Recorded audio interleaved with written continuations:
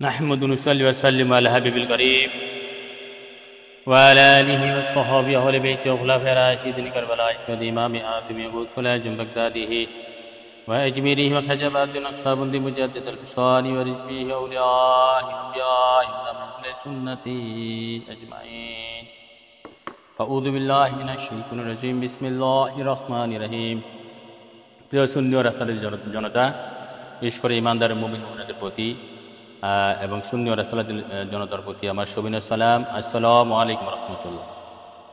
যাক, বিশেষ করে লাইভটি কেটে গেছে, আমরা আবার নতুন করে শুরু করছি।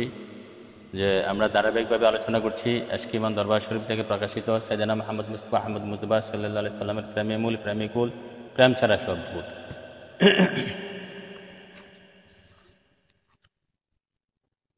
প্রেম ছাড়া সব ভুল। তো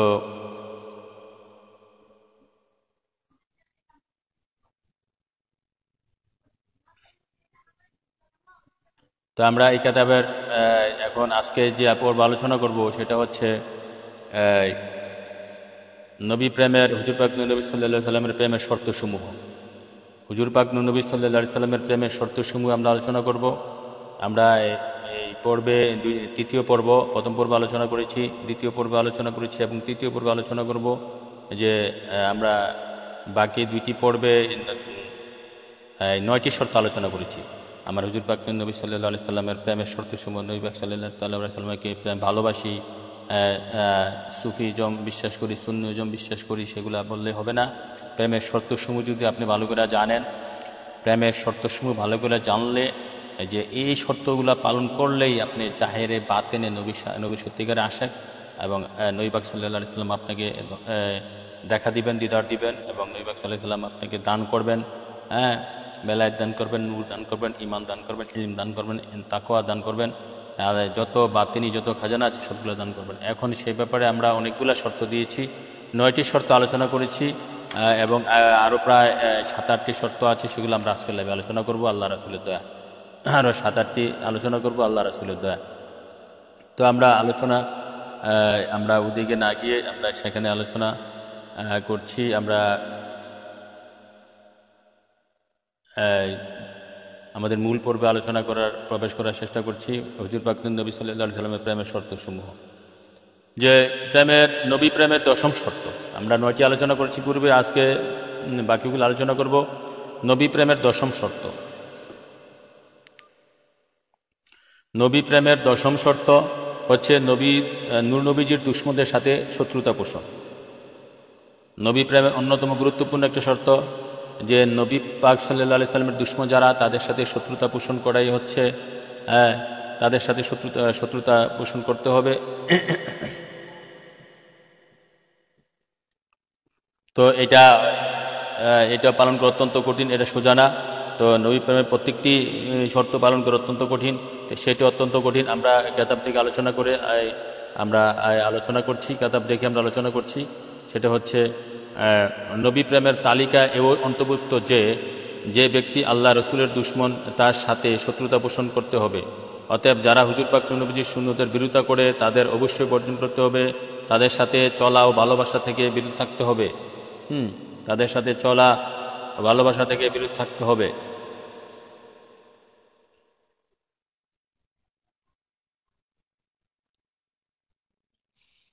তাদের সাথে চলা ও ভালোবাসা থেকে বিরত থাকতে হবে।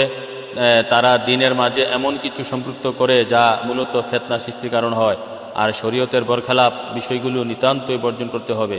পবিত্র কোরআনে এসেছে, লা তাজিদু কওমান ইউমিনুনা বিল্লাহি ওয়াল ইয়াউমিল আখিরি ওয়া ইউআদ্দুনা মান হাদাল্লাহু ওয়া রাসূলুহু।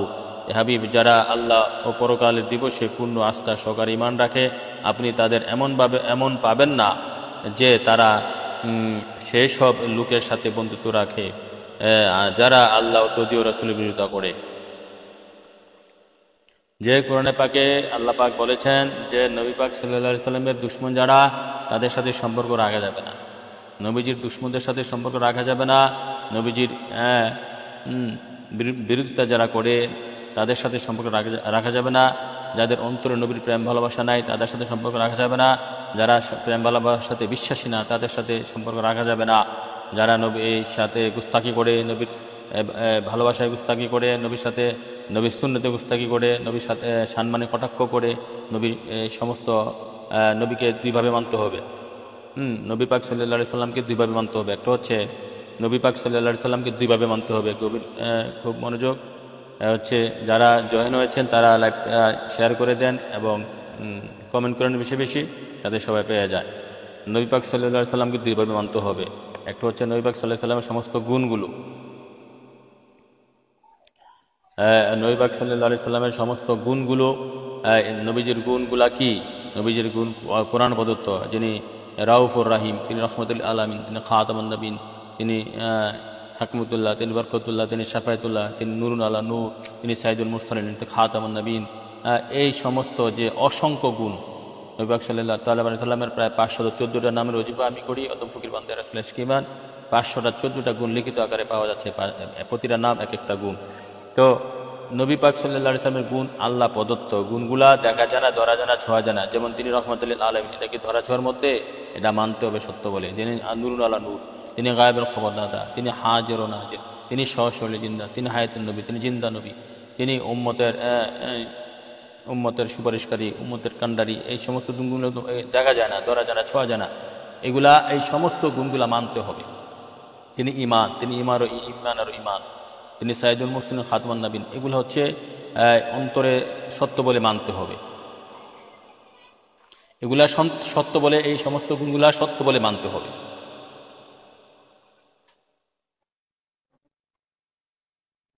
যেমন তাহলে এটি হচ্ছে, এই যারা সত্যিকারের সুন্নি, সত্যিকারের নবীরকে পাইতে চান, নবীর গুণগুলা মানতে হবে সত্য বলে। নবীজির গুণগুলা নিয়ে কোনো মতভেদ থাকতে পারবে না। যারা গুণগুলার মধ্যে নবী পাক সাল্লাল্লাহু আলাইহি সাল্লাম যারা নূর মানে না, ঠিক আছে, নবী পাক সাল্লাল্লাহু আলাইহি সাল্লামকে যারা গায়েবের খবরদাতা মানে না, নবী পাক সাল্লাল্লাহু আলাইহি সাল্লামকে যারা হাজির নাজির মানে না, নবী পাক সাল্লাল্লাহু আলাইহি সাল্লামকে যারা খাতাবুন নবী মানে না। যেমন নবী পাক সাল্লাল্লাহু আলাইহি সাল্লাম একটা গুণ কাদিয়ানীরা মানে না, না মানার কারণে তারা কাফির হয়ে গেছে।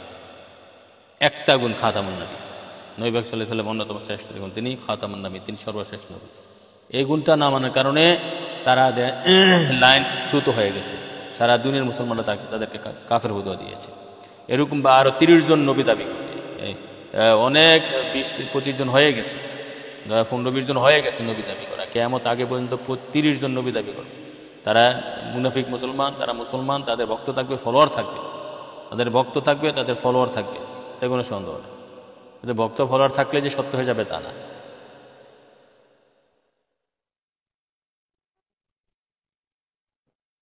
তাহলে যেটা বলছিলাম, নবী পাক সাল্লাল্লাহু আলাইহি সাল্লামের গুণগুলাকে আগে সত্য বলে মানতে হবে। হ্যাঁ, নবী পাক সাল্লাল্লাহু আলাইহি সাল্লামের গুণগুলাকে আগে সত্য বলে মানতে হবে।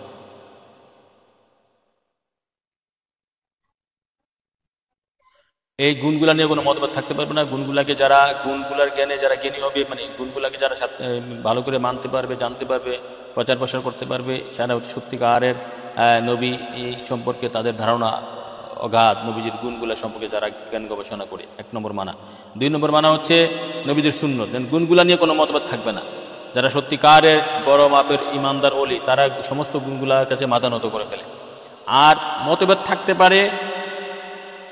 থাকতে পারে শুধু সুন্নতগুলা নিয়ে। যেমন সুন্নতগুলা নিয়ে অনেক মতভেদ আছে, অনেকের সুন্নতগুলা নিয়ে মতভেদ থাকতে পারে। যদি আপনি সুন্নতগুলার দলিল না পান, তাহলে আপনি সুন্নতরা যে আপনি পালন করছেন না, ঠিক আছে। যেমন অনেক সুন্নত আছে, হ্যাঁ, সেগুলা মধ্যে অনেকের মধ্যে মতভেদ আছে, এগুলা নিয়ে এক হতে পারে না। হ্যাঁ, তো সুন্নত আপনি এই অবজ্ঞা করেন না, ঘৃণা করেন না। আপনি যেটা পাইছেন এটা পালন করেন, অমুকে যেটা পাইছে সেটা পালন করেন। সুন্নতগুলা নিয়ে বেশকম থাকতে পারে। যেমন উম্মতের মধ্যে সুন্নতগুলা নিয়ে অনেক সুন্নত নিয়ে বেশকম আছে, কিন্তু সুন্নত নিয়ে মাসাল নিয়ে বেশকম থাকতে পারে। কিন্তু নবীজির গুণগুলা নিয়ে কোনো বেশকম থাকতে পারবে না। গুণগুলো হচ্ছে ইমান এবং সুন্নতগুলো হচ্ছে ইসলাম। তো নবীকে দুইভাবে মানতে হবে। গুণগুলা, নবীজির সমস্ত গুণগুলো এগুলো হচ্ছে ইমান, আর নবী পাক সাল্লাল্লাহু আলাইহি সাল্লামের সুন্নতগুলো হচ্ছে ইসলাম। সুন্নতগুলা নিয়ে মাসাল নিয়ে মতভেদ থাকতে পারে। সেটা নিয়ে কাটাকাটি মারামারি করার কোনো দরকার নাই, ঠিক আছে। সেটা নিয়ে মতভেদ থাকবে, সেটা আল্লাহ রাসূলের উপরে ছেড়ে দেন। আপনি যা দলিল পাইছেন সত্যিকার অর্থে, হ্যাঁ, সেগুলোই আপনি মানেন। যারা গবেষক, ঠিক আছে, যারা মুস্তাহিদ গবেষক, যারা ইমানদার গবেষক, সুনগুলা নিয়ে মতভেদ থাকতে পারে, থাকলেও হ্যাঁ সুন্নতগুলো নিয়ে মাসালা মাসাল নিয়ে মতভেদ থাকলেও এগুলো নিয়ে কোনো মারামারি কাটাকাটি ধরাধরি রেশারেশি করা যাবে না।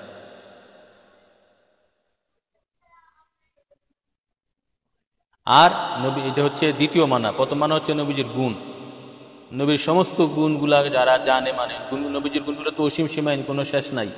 আমার নবী পাক সাল্লাল্লাহু আলাইহি সাল্লামের গুণগুলো আল্লাহ প্রদত্ত, আল্লাহ প্রদত্ত, কোরআনিক, আল্লাহ প্রদত্ত। নবীজির গুণ পৃথিবীর কোনো মানুষ নবীকে একটা গুণ দিতে পারে নাই। যেমন আমরা যে আমি আর আপনি পৃথিবীতে গুণগুলো অর্জন করি, যেমন আপনি যদি বিএ পাস করেন এটা একটা আপনার গুণ, আপনি এমএ পাস করলে এটা আপনার একটা গুণ, আপনি আইএ পাস করলে, আপনি দাখিল পাস করলে এটা আপনার একটা গুণ সার্টিফিকেট আছে, আপনি কামেল পাস করলে, আপনি ফাজল পাস করলে, মুফতি পাস করলে এটা আপনার একটা গুণ। হ্যাঁ, তারপরে আপনি ভালো বক্তব্য দিতে পারেন, এটা আপনার গুণ। এটা হচ্ছে দুনিয়াতে অর্জন করা। যেমন আপনি মুফতি, এটা আপনার একটা গুণ। আপনি এটা হচ্ছে দুনিয়াতে আপনার মানুষ কর্তৃক আপনি অর্জন করা। মানুষের মাধ্যমে আপনি চেষ্টা সাধন করে এগুলো অর্জন করেছেন, এটি হচ্ছে আপনার গুণ। যেমন আমার নবী, আপনার নবী, কৌল গানের নবী হুজুর পূর্ণ সাল্লাল্লাহু আলাইহি সাল্লামের গুণগুলা স্বয়ং আল্লাহ প্রদত্ত। এগুলা কোনো মানুষই গুণগুলা দেয় না। যেমন তিনি আল্লাহর নূর, কাদ জাআকুম মিনাল্লাহি, তিনি রাউফুর রাহিম, তিনি খাতামুন নবী, তিনি রাহমাতুল লিল আলামিন, তিনি নাজিরান, তিনি শাহিদান, তিনি মুবাশশিরান, দাইয়ান ইলাল্লাহ বিইজনি ওয়া সিরাজাম মুনিরা, তিনি সিরাজাম মুনিরা। আই আল্লাহু আকবার, সিরাজাম মুনিরা। তিনি সূর্য, তিনি নিজে আলোকিত, তিনি নিজে আলোকিত এবং অপরকে আলোকিত করে। তিনি নিজে আলোকিত এবং অপরকে আলোকিত করে, সিরাজাম মুনিরা।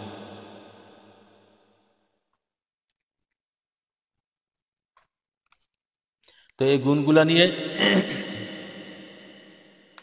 গুণগুলার মধ্যে কোনো মতানৈক্য থাকা যাবে না, সবাই ঐক্য হতে হবে, মতভেদ থাকা যাবে না। এগুলা যারা জানে মানে ভালোবাসার সহিত মানে তারাই সত্যিকারের নবী প্রেমিক হইতে পারে, বড় মাপের হাস্তি হইতে পারে। নবী পাক সাল্লাল্লাহু আলাইহি সাল্লামের গুণগুলো নিয়ে যারা গবেষণা করে। আর মাসাইলগুলো এটা শরীয়ত, এগুলো নিয়ে মতভেদ থাকতে পারে। আপনার সাথে আমার অমুক মাসালা নিয়ে মতভেদ থাকতেই পারে। এগুলো নিয়ে এই মাসালের কারণে কেউ মাসালকে যদি আপনি অবজ্ঞা করেন, যে একটা নবী পাক সাল্লাল্লাহু আলাইহি সাল্লামের একটা সুন্নত বা ঠিক আছে, সেটাকে আপনি জেনে শুনে অবজ্ঞা করলেন, জেনে শুনে হিংসা করলেন, অহংকার করলেন, এটাকে জেনে শুনে অবজ্ঞা করলেন, ঘৃণা করলেন, তুচ্ছতাচ্ছিল্য করলেন, তাহলে তো লাইন কাটা হয়ে যাবে।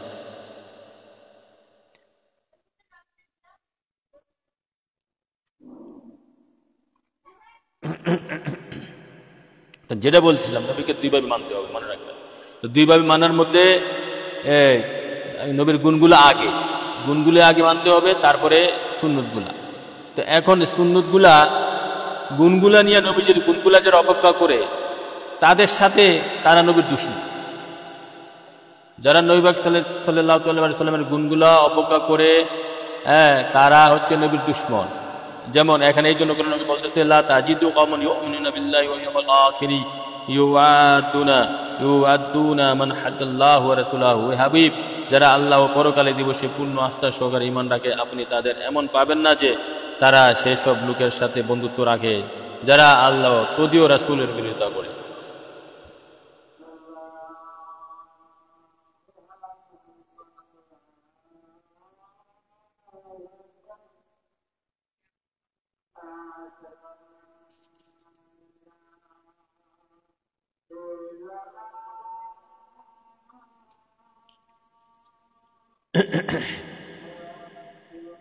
এখন আসেন, তাছাড়া সেই সব ব্যক্তিকে ঘৃণা করতে হবে সেদিনা মোহাম্মদ মুস্তাফা সাল্লাল্লাহু আলাইহি ওয়াসাল্লাম যাদের অপছন্দ করতেন। নবী প্রেমের এটা হচ্ছে দশম শর্ত। তাছাড়া সেই সব ব্যক্তিকে ঘৃণা করতে হবে সেদিনা মোহাম্মদ মুস্তাফা সাল্লাল্লাহু আলাইহি ওয়াসাল্লাম যাদেরকে অপছন্দ করতেন। এই পর্যায়ে সাহাবায়ে কেরাম আল্লাহ ও নবী প্রেমের যে পরাকাষ্ঠা প্রদর্শন করেছেন তার তুলনা হয় না। তারা আল্লাহ রাসূলের সন্তুষ্টি বিধানের উদ্দেশ্যে এবং হুজুর পাক নবীর প্রতি অগাধ ভালোবাসার কারণে নিজেদের খুবই কাছের ও অন্তরঙ্গ বন্ধুদেরকে সহস্তে কতল করেছেন।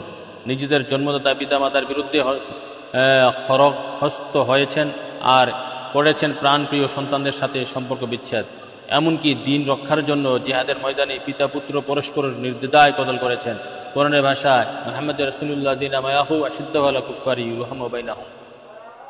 যারা নবী পাকের খাস প্রেমিক, যারা নবীজির সত্যিকারের দলের ছিল, নবীর প্রেমিক ছিল, নবীজির পক্ষের লোক ছিল, তারা নবীর প্রেমে পড়ে কেউ কেউ বাপের কাল্লা কাটছে, কেউ ভাইয়ের কাল্লা কাটছে, কেউ মামার কাল্লা কাটছে, কেউ মার সাথে সম্পর্ক বিচ্ছেদ করছে। হ্যাঁ, হ্যাঁ, এইভাবে তাহলে কেন তারা নবীজির দুশ্মন বিদায়, যাদের সাথে সম্পর্ক বিচ্ছেদ করছে তারা নবীজির দুশ্মন বিদায় তাদের সাথে সম্পর্ক বিচ্ছেদ করছে। এই জন্য কোরআন পাকে আসছে মুহাম্মদ রাসূলুল্লাহ দিনা মায়াহু আশিদ্দা ওয়ালা কুফার রুয়ামাহু বাইনাহুম।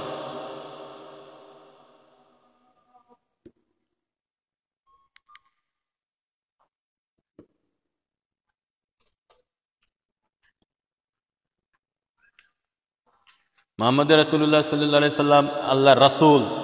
হ্যাঁ, মুহাম্মদ সাল্লাল্লাহু আলাইহি সাল্লাম সাহাবীরা কাফেরদের বিরুদ্ধে কঠোর, কিন্তু নিজেদের মধ্যে অতিশয় কোমল হৃদয়।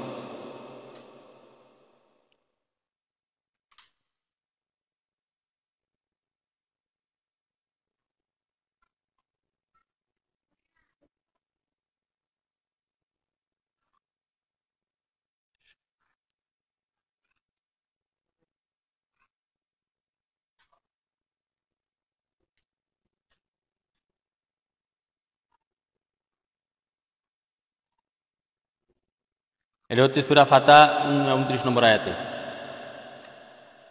তাহলে আমরা কি পাইলাম? দশম শর্ত হচ্ছে নবী প্রেমের দশম শর্ত হচ্ছে যে নবী পাক সাল্লাল্লাহু আলাইহি সাল্লামের প্রেমে পড়ে নবীর দুশ্মন যারা, তাদের সাথে সম্পর্ক রাখা যাবে না।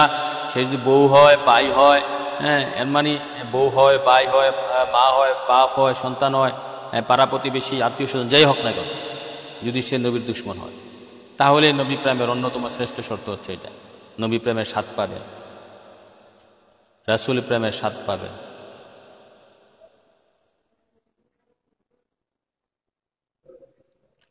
এখন আসেন নবী প্রেমের একাদশ শর্ত।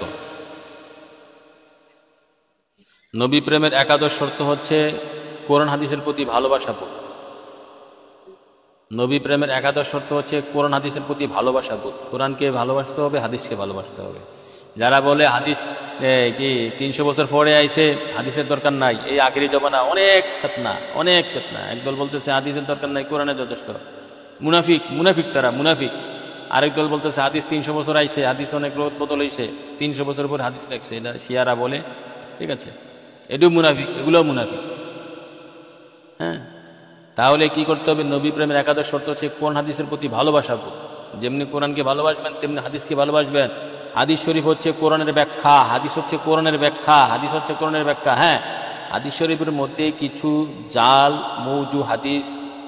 হাদিস ঢুকেছে, সেগুলা আমাদের ইমামগণ, পূর্ববর্তী ইমাম বুখারী, ইমাম আজম, হানিফা, ইমাম শাফি, ইমাম মালিক, ইমাম হাম্বলি, তারপরে সিয়াসিত্তার ইমাম গণ, আরো অসংখ্য ইমামগণ এই যে গবেষণা করে জাল হাদিসগুলো আলাদা করে ফেলেছে। এরা রাত দিন 24 ঘন্টা নবীর প্রেম দিয়ে, আশকে দিয়া গবেষণা করেছে যে যারা জাল হাদিস, এই যে কুচক্রী মহল যারা জাল হাদিস ঢুকাইছে। ঠিক আছে,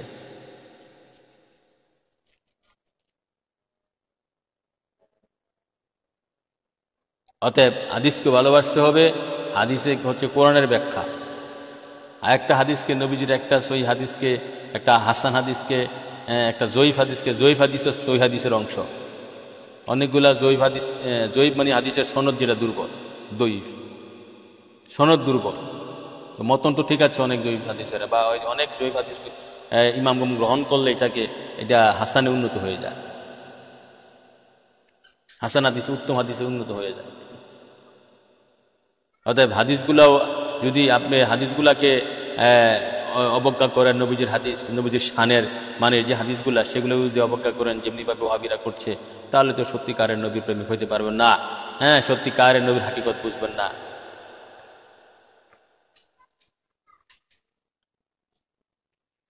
তাহলে আমরা একটু পরে পাঠ করি। নবী প্রেমের আওতায় আরও রয়েছে ইসলামী শিক্ষার প্রতি অনুরাগ, বিশেষ করে কোরআন হাদিসের প্রতি ভালোবাসা। কোরআন পাকের প্রতি ভালোবাসার কারণ বর্ণনা করতে গিয়ে কাজী আয়াজ লিখেছেন, কোরআন শরীফের প্রতি ভালোবাসা বোধ হয় প্রকৃত প্রস্তাবে নবী প্রীতিরই পরিচায়ক। কেননা হেদায়াত সমৃদ্ধ এই মহা কিতাবের হেদায়াতের মহা কেতাবের হেদায়তের পাঠ দিয়েছেন হুজুর পাক নবীজি সাইয়েদনা মুহাম্মদ মুস্তাফা সাল্লাল্লাহু আলাইহি ওয়াসাল্লাম। ওই হুজুর পাক নবীজির নুরানি সত্তা মুবারক ছিল কোরআন শিক্ষার বাস্তব নমুনা। হযরত আয়েশা সিদ্দিকা রাদিয়াল্লাহু তাআলা আনহা বলেন, হুজুর পাক নবীজির চরিত্র মুবারক ছিল কোরআন শিক্ষার প্রায়োগিক ব্যাখ্যা এবং এরই বাস্তব প্রতিফলন। আশ-শাফা দ্বিতীয় খণ্ড পৃষ্ঠা 22। আল্লাহু আকবার। রাসূলুল্লাহ নবী পাক সাল্লাল্লাহু আলাইহি সাল্লামের চরিত্র মুবারক কেমন ছিল, সিরাত মুবারক কেমন ছিল?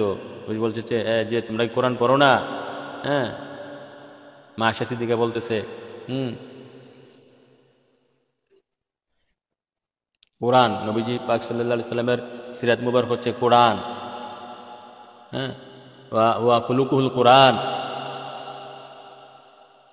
নবীজির সিরাত মুবারক হচ্ছে খুলুকুল কোরআন। কোরআন, তোমরা কোরআন দেখো। কোরআনে হচ্ছে নবী পাক সাল্লাল্লাহু আলাইহি সাল্লামের জীবনী ব্যবস্থা, নবী পাক সাল্লাল্লাহু আলাইহি সাল্লামের সিরাত মুবারক, চরিত্র মুবারক কোরআন শরীফ। আর এই কোরআনের ব্যাখ্যা হচ্ছে হাদিস শরীফ। এই কোরআনের ব্যাখ্যা হচ্ছে হাদিস শরীফ।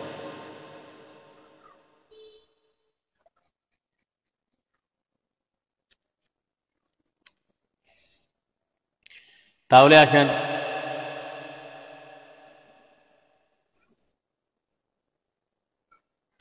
পবিত্র কোরআনের প্রতি ভালোবাসা বোধ মানে হচ্ছে প্রত্যহ এর তেলাওয়াত করা, কোরআনের অর্থ বুঝে এর হুকুম আহকাম অনুযায়ী আমল করা, কোরআন কর্তৃক নিষিদ্ধ বিষয়াদি বর্জন করা, এর তরিকাকে ভালোবাসা আর এর সীমা অতিক্রম না করা। আশ-শাফা খণ্ড 2 পৃষ্ঠা 22। হাদিস প্রীতির মূল কথাই হলো হাদিস শরীফের প্রতি আদব ও শ্রদ্ধাবোধ। হাদিস শরীফের প্রতি আদব ও শ্রদ্ধাবোধ থাকতে হবে, সেটা নবী প্রেমের একটা শর্ত। বর্তমান জমানায়, ফেতনার জমানা, হাদিস নিয়ে অনেক জালিয়াতি হচ্ছে। হাদিস সম্পর্কে অনেকে অনেক কথা বলছে, যেগুলো আমি বলেছি। একদল বলে 300 বছর হাদিস আসছে, কথা মিথ্যা। এগুলো আমি গবেষণা করে প্রমাণ করে দেখাইছি। সাহাবারা হাদিস লিখিত চলেছে, 300 বছর পরে কেমনে আসে? নবীকে 300 বছর পরে আসছে। নবী পাক সাল্লাল্লাহু আলাইহি সাল্লাম বলা যায় কোরআনের আগে হাদিস শরীফ। কেননা কোরআন তো 40 বছর বয়স থেকে ওই আসছে। এর আগের যে জীবনটা ছিল সেটা তো হাদিস। আল্লাহু আকবার। রাসূলুল্লাহ নবী পাক কোরআন তো 40 বছর বয়সে, জাহিরি 40 বছর বয়সে।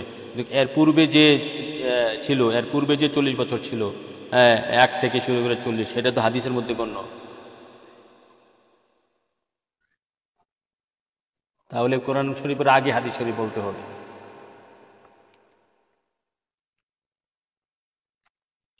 এটা আমার মতে আর কি। হাদিস প্রীতির মূল কথাই হলো হাদিস শরীফের প্রতি আদব ও শ্রদ্ধাবোধ। সলফে সালিহিনদের এমন অনেক ঘটনা রয়েছে যা দিয়ে হুজুর পাক নবী সাল্লাল্লাহু আলাইহি সাল্লামের হাদিস শরীফের প্রতি অত্যন্ত ভক্তি, শ্রদ্ধা ও আদবের নমুনা পাওয়া যায়। অনেক ইমাম দাঁড়িয়ে হাদিস শরীফ পাঠ করতেন। ইমাম বুখারী প্রতিটা হাদিস 2 রাকাত নামাজ, নফল নামাজ পড়ে লিখেছেন।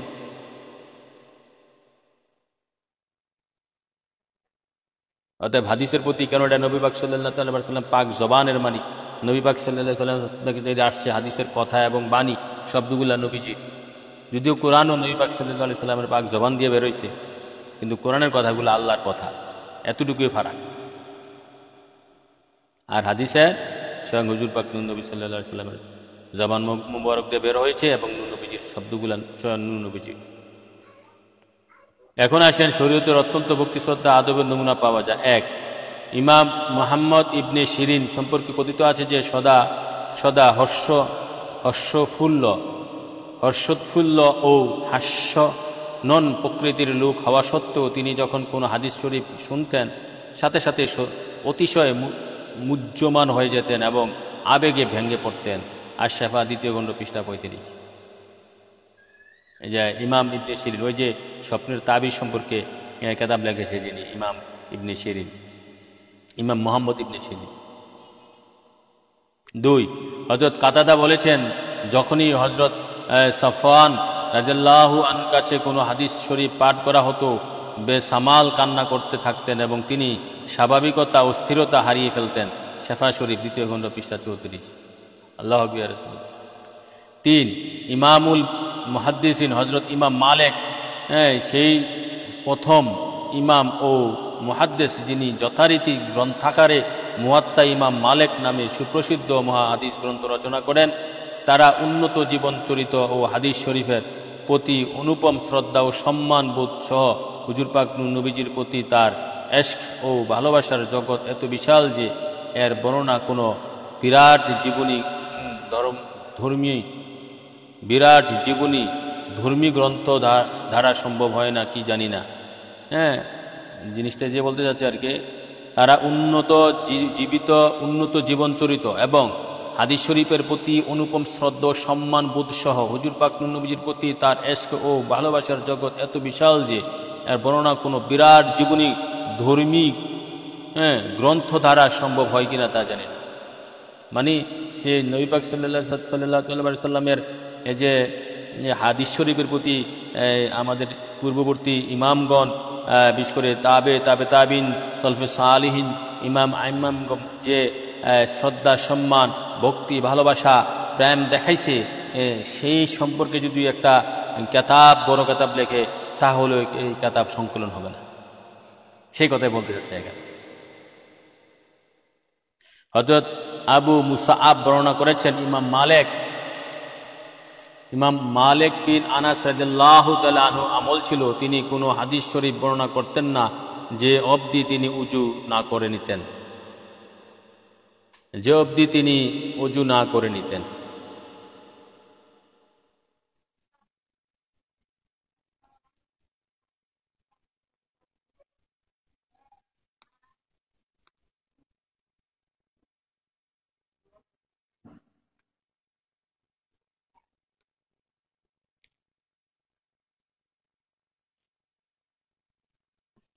অপর এক রেওয়াত রয়েছে, ইমাম মালিক বিন আনাস কেবল উজু করতেন না, বরং উন্নত পোশাকও পরিধান করতেন। অতঃপর অতিশয় আদব সহকারে বসে হুজুর পাক নবী সাল্লাল্লাহু আলাইহি ওয়াসাল্লাম এর হাদিস শরীফ বর্ণনা করতেন। মুসাআব বলেন, তার কাছে এর কারণ জানতে চাওয়া হলে তিনি বলেন, কারণ এই রসুল পাকের কালাম, সুতরাং এর সম্মান শ্রদ্ধা অবশ্যই কর্তব্য। আশ-শাফা 2য় খণ্ড পৃষ্ঠা 35। আল্লাহু আকবার ইয়া রাসূলুল্লাহ। তো নবী পাক সাল্লাল্লাহু আলাইহি ওয়াসাল্লামের হাদিস গ্রন্থ দেখেন। তাহলে এখনকার কি করতেছে, বাতিলপন্থী কিছু দল বের হয়ে গেছে, কিছু গ্রুপ বের হয়ে গেছে যে হাদিসের প্রয়োজন নাই, কোরআনে যথেষ্ট বলে। কোরআনে আমার ঘোড়ার ডিম সে বুঝে, হাদিস শরীফ ছাড়া কোরআন বুঝবে না। আর কোরআনে তো প্রথম ব্যাখ্যাকারী আমার নবী তো যান, কোরআনের ব্যাখ্যা তো আমার নবী করেছে হাদিসের মাধ্যমে। তারপরে কোরআনের ব্যাখ্যাকারী সাহাবাকেরা, সাহাবীদের মধ্যে যে কোরআনের মুফাসসির ছিলেন আব্দুল্লাহ ইবনে আব্বাস, ওনার তাফসীর বা ইসলাম ফাউন্ডেশন থেকে প্রকাশিত সেটাও আছে, মিশরি ছাপা সেটাও আছে। তাহলে ওনার তাফসীর তো এখন পাওয়া যাচ্ছে, উনি সাহাবীদের মধ্যে ওনার তাফসীর সারা পৃথিবীতে এখনো বিদ্যমান। তাহলে কোরআনের প্রথম মুফাসসির হচ্ছে আমার হুজুর পাক নবী সাল্লাল্লাহু আলাইহি ওয়াসাল্লাম, মানে হাদিস শরীফ। সেটাকে যদি আপনি বাদ দিয়ে নেন তাহলে ইসলাম শেষ, ঈমান শেষ, ধর্ম শেষ, সবই শেষ হয়ে যায়। অতএব যারা এই কাজগুলো করছে তাদের থেকে দূরে থাকবেন। ইয়াকুম ওয়া ইয়াকুম, নিজে দূরে থাকবেন, তাদেরকে দূরে রাখবেন।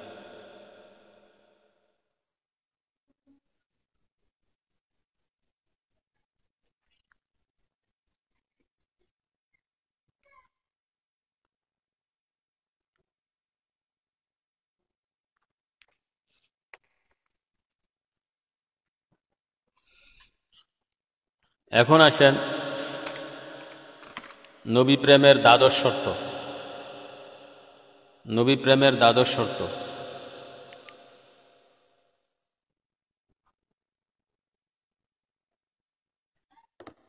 নবী প্রেমের দ্বাদশ শর্ত হচ্ছে বিত্তহীনের দরবেশী বেশ পরিগ্রহণ করা। বিত্তহীনের দরবেশী বেশ পরিগ্রহণ করা। আল্লাহু আকবার। দুনিয়াতে কি, হ্যাঁ, সেটা অন্যতম শ্রেষ্ঠ একটা শর্ত।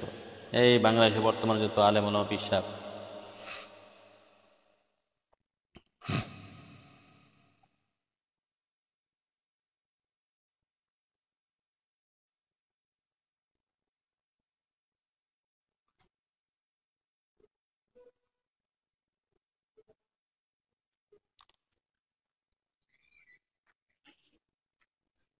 এটাই অন্যতম একটা গুরুত্বপূর্ণ নবী প্রেমের দ্বাদশ, মানে 12তম শর্ত হচ্ছে বিত্তহীনের দরবেশী বেশ পরিগ্রহ করা, মানে জুহুদ হওয়া। আমার নবী পাক সাল্লাল্লাহু আলাইহি ওয়াসাল্লাম কিভাবে জীবন ব্যবস্থা করেছেন। পেট ভরে খাওয়া যাবে না, আরাম খাওয়া যাবে না,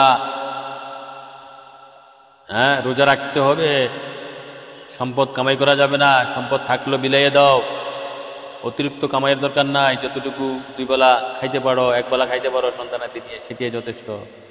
হায় হ্যাঁ, এই জায়গা ধরলে তো সব আলেম ওলামা বিশ্বাস বাদ হয়ে যাবে।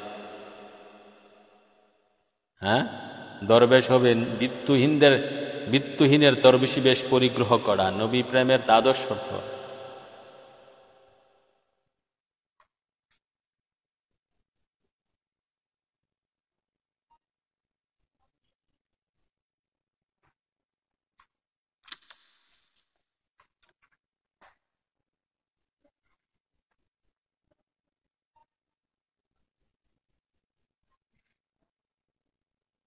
নবী প্রেমের দ্বাদশ শর্ত, সেটা মানা অত্যন্ত কঠিন। এটা তো আমি মনে করি 1 নম্বর, 1, 2, 3 মধ্যে থাকা দরকার। এটা পরে মানে 12তম শর্তের মধ্যে নিয়ে আসছি।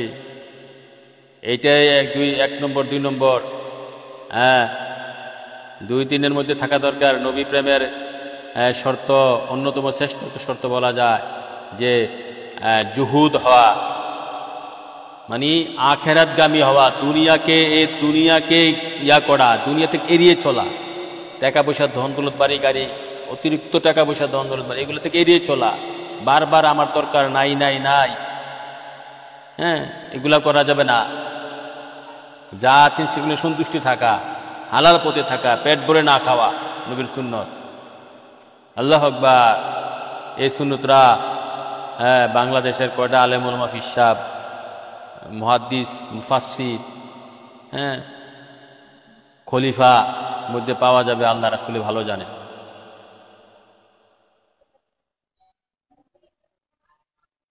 পেট ভরে, এটা হচ্ছে এই উম্মতের প্রথম বেদাত। বেদাত মানে নতুন আবিষ্কার, পেট ভরে আহার করা। মা সিদ্দিকা থেকে হাদিস তখনই শুরু করে দিছে পেট ভরে আহার করা। হ্যাঁ, পেট ভরে আপনি যখন কোনো দাওয়াতি মেহমান কোনো জায়গায় দাওয়াতে যাবেন, হয়তো বা তখন আদেশ আছে, তখন সমস্যা নাই, তখন আপনি যার মেহমান হয়েছেন, যে আপনার মেজবান, সে তো আপনাকে চাইবে পেট ভরে খাওয়ানোর জন্য, তখন ওই ক্ষেত্রে খাইতে পারেন। অন্যথায় সদা সর্বদাই পেট ভরে আহার করা, হ্যাঁ, গোস মাছ মাংস সদা সর্বদা খাওয়ার চেষ্টা করা, বিরিয়ানি খাওয়ার চেষ্টা করা, ভালো ভালো খাবার চেষ্টা করা, এটা তো জুহুদের মধ্যে পড়ে না। হ্যাঁ, দামি দামি জামা পরা, সুসা দেখানো, হ্যাঁ, গাড়ি ফাজারু, private car, motorcycle, lakh lakh টাকা দামের মোটরসাইকেল নিয়ে চড়া, অহংকার, দেমাগ, এগুলা নবী প্রেমের মধ্যে পড়ে না।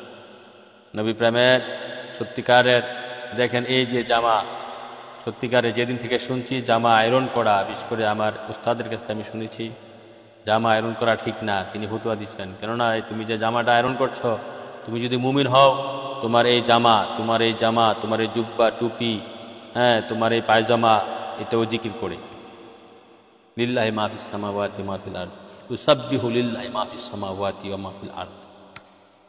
আসমান জমিনে যা আছে সবে আল্লাহর জিকির করে। তো মুমিনে যে জামাটা গাজিয়া রয়েছে, সেটার যদিও প্রাণ নাই, স্বাভাবিকভাবে আমরা দেখি, কিন্তু এটারও প্রাণ আছে। কেননা প্রাণ না থেকে জিকির করে কেমন? নবী পাক সাল্লাল্লাহু আলাইহি ওয়াসাল্লাম বাত, কঙ্কর আছে না, পাথরের কোনা, ইটের কোনা, এগুলা জিকির করছে, এগুলা কথা বলছে, বাতে জিকির করছে, কঙ্করের কথা জিকির করছে, পাথর কোনা, ইটের কোনা, এগুলা দিয়ে জিকির করে দেখাচ্ছে। এগুলা কি প্রাণ আছে না? এটা হচ্ছে বিজ্ঞানের কথা, এগুলার প্রাণ নাই। সুফিজমের ভাষায়, ইসলামের ভাষায় এগুলারও প্রাণ আছে, এগুলা নবীর জিকির করে, নবীর উপর দুরূদ শরীফ পড়ে। অর্থাৎ মুমিন যে জামাটা গাজিয়ে থাকবে, মুমিনের সেই জামাটাও জিকির করে। অতএব এই জামাটাকে আপনি লোহা দিয়া, ছাকা দিয়া, গরম কইরা ছাকা দিবেন, একে সুন্দর হবে, এটা দেখতে লোকেরা ভালো বলবে, লোকেরা অফিসার বলবে, স্যার বলবে, হ্যাঁ, একটা কি জামা, হ্যাঁ, এগুলো হচ্ছে তাকওয়ার বিষয় আর কি, তাকওয়ার বিষয়। এগুলো তো সাধারণ আলেম ওলামা, সাধারণ যারা আলেম ওলামা বিশ্বাস, তারা মানতে পারবে না। যারা তাকওয়াবিদ, তাকওয়া কি? যে জাহের বাতেনে পবিত্র হয়ে গেছে, হ্যাঁ, বাতেনে ইমান, জাহেরে নবীর সুন্নত, বাতেনে ইমান দিয়ে নিজেকে পবিত্র করছে, জাহেরে নবীর সুন্নত। শুধু সুন্নত কি, এমন এমন সুন্নত সে পালন করে, যেমন এই যে আয়রনের কথা বলছি, জামা আয়রন করবেন, সেটা সেটা সবাই মানতে পারবে না।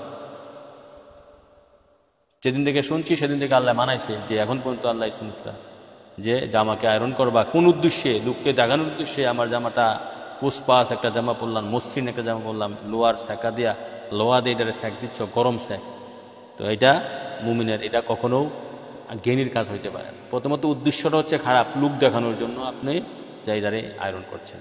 দ্বিতীয়ত হচ্ছে এই যে জামাটারে আয়রন করছেন সেটা তো জিকির করে, সেটাকে জিকিরত জিনিসকে হ্যাঁ আপনি গরম ছাকা দেওয়া এটা ঠিক না, ওইটা হচ্ছে দুনিয়াবী উদ্দেশ্য। আল্লাহ রাসূল বুঝার মানা তৌফিক দান করো। তাহলে কি বলছিলাম, নবী প্রেমের দ্বাদশ শর্ত বিত্তহীনদের দরবেশি বেশ পরিগ্রহ করা। কাজী আয়াজ, ইমাম কাজী আয়াজ নবী প্রেমের এক অন্যতম নিদর্শন হলো, কাজী আয়াজ বলেন নবী প্রেমের এক অন্যতম নিদর্শন হলো ভালোবাসার দাবি এ দ্বারা ইবাদত বন্দেগী করবে, পরেজগারি বজায় রাখবে এবং বিত্তহীনের বেশ পরিগ্রহ করবে এবং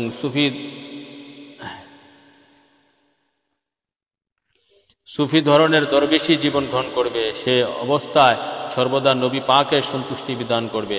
তার অর্থনৈতিক অবস্থা ভালো হোক আর মন্দ হোক, ভালোবাসার পরীক্ষা তো প্রায় এই অবস্থায় হয়ে থাকে। যেমন প্রেমের পথের যাত্রীদের হেফাজতকারী আল্লাহ রাসূল, এই পথে মারাতে হয় অনেক চড়াই উতরাই। বিত্তহীনতা বিষয়ে নবী পাক ফরমান হযরত আবু সাঈদ খুদরী রাদিয়াল্লাহু তাআলা আনহু বর্ণনা করেন, সাইয়েদনা মুহাম্মদ মুস্তাফা সাল্লাল্লাহু আলাইহি ওয়াসাল্লাম ইরশাদ করেন, মান ইউহিব্বুনি মিনকুম আসরাউ মিনাস সাইলি মিন আওলা ওয়াদি ওয়া মিন আওলা জাবালি ইলা আসফালিহি। যে ব্যক্তি আমার সাথে ভালোবাসা রাখে, অভাব অনটন গরিব অবস্থা তার দিকে এমনভাবে ধাবিত হয় যেমন পানি ধাবিত হয় আসে পাহাড়ের ডালু হতে। আল্লাহু আকবার। মুসনাদে আহমদ খণ্ড 24 পৃষ্ঠা 221। হ্যাঁ, মান ইহুব্বুনি, যে ব্যক্তি আমাকে ভালোবাসলো, মিনকুম আসরাউ মিনাস সাইলি মিন আওলা ওয়াদি ওয়া মিন আওলা জাবালি ইলা আসফালিহি। যে ব্যক্তি নবীকে সত্যিকার অর্থে ভালোবাসলো, তার দিকে দুঃখ কষ্ট অভাব অনটন এভাবে দ্রুত গতিতে আসে যেমন পাহাড়ের ঢালু থেকে নিচের দিকে পানি নামে, এভাবে আসে, যত দ্রুত গতিতে পানি নামে সেভাবে আসে।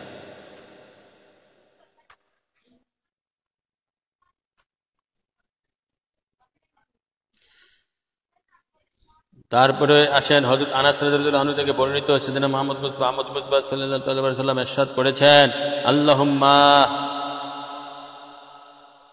আহিনি মিসকিনান। নবী কি বলছেন, আল্লাহুম্মা আহিনি মিসকিনান ওয়া উমতিনি মিসকিনান। হে আল্লাহ তুমি আমাকে, আল্লাহুম্মা আহিনি মিসকিনান ওয়া উমতিনি মিসকিনান ওয়া হাশরনি ফি জুমরাতি মাসাকিনি ইয়াউমাল কিয়ামাত। আল্লাহু আকবার। রাসূলুল্লাহ নবীজির হাদিস, গুরুত্বপূর্ণ একটা হাদিস।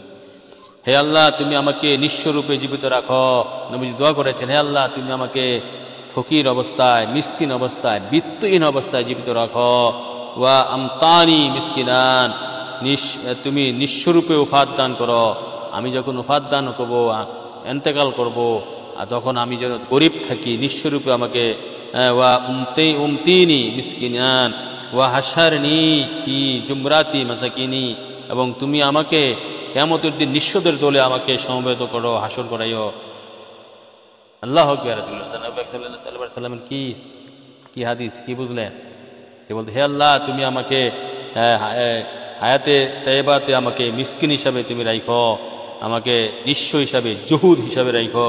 হ্যাঁ, তারপরে বলছে এটা তো নবী পাক সাল্লাল্লাহু আলাইহি ওয়াসাল্লাম তো সবকিছুর মালিক। তারপর নবীজি দোয়া কেন করেছেন ভাইরা আমার? নবীজি দোয়া করেছেন উম্মতকে শিক্ষা দেওয়ার জন্য। নবী পাক সাল্লাল্লাহু আলাইহি ওয়াসাল্লাম সারা জাহানের বাদশা, তারপরও তিনি হালে গরিব ছিলেন। তিনি গরিব ছিলেন এই কথা বলা যাবে না, তবে তিনি হালটা মানে অবস্থান, তিনি জোর করে, তিনি ইচ্ছা করে গরিব ছিলেন, গরিবী হালে ছিলেন উম্মতকে শিক্ষা দেওয়ার জন্য। তিনি যদি বিত্তবান হতেন, তিনি যদি বিত্তবান কি নবী পাক আল্লাহ কি বলছে, ইয়া রাসূলুল্লাহ আপনি চাইলে উহুদ পাহাড়টা আমি আপনাকে স্বর্ণ করে দিব, উহুদ পাহাড়ের পিছনে চাকা লাগাই দিব, আপনি যেখানে যাবেন সেটা আপনার সাথে যাবে, আপনি যাকে ইচ্ছা তাকে স্বর্ণ দিবেন, যাকে ইচ্ছা দিবেন। কিন্তু দুজাহানের বাচ্চা, তারপরে তিনি হারতে কেন ছিলেন? উম্মতকে শিক্ষা দেওয়ার জন্য। কেন দুনিয়া, হ্যাঁ, এক হাদিসে পেয়েছিল মা শেষের দিকে একবার নবী পাক সাল্লাল্লাহু আলাইহি ওয়াসাল্লাম পেট মোবারক ধরে বলতেছে, ইয়া রাসূলুল্লাহ, আপনার পেটে তো কোনো খাবার নেই, আপনার পেটে তো, আপনার পেট মোবারক তো ক্ষুধার্ত অবস্থা আমি দেখতে পাচ্ছি, সেটার মধ্যে কোনো, ইয়া রাসূলুল্লাহ, আমি, আপনি কিছু, আপনি তো কিছু আহার করেন, ইয়া রাসূলুল্লাহ, আপনি এত গরিব হালাতে বা এত ফকির হালাতে, এত মিসকিন হালাতে থাকলে কি হবে, কেমন হবে? কেন প্রশ্ন করেছি, এত মিসকিন হালাতে কেন? আমার হুজুর পাক নবী জবাব দিয়েছিলেন, ইয়া আয়েশা, দুনিয়ার সাথে আমার সম্পর্ক কিসের? এই দুনিয়া, ধন দৌলত, বাড়ি গাড়ি, নারী, এগুলোর সাথে আমি নবীর সম্পর্ক কিসের? আমি নবীর সম্পর্ক আল্লাহর সাথে। আমার উম্মত আমার সাথে সম্পর্ক করবে, আমি করব আল্লাহর সাথে।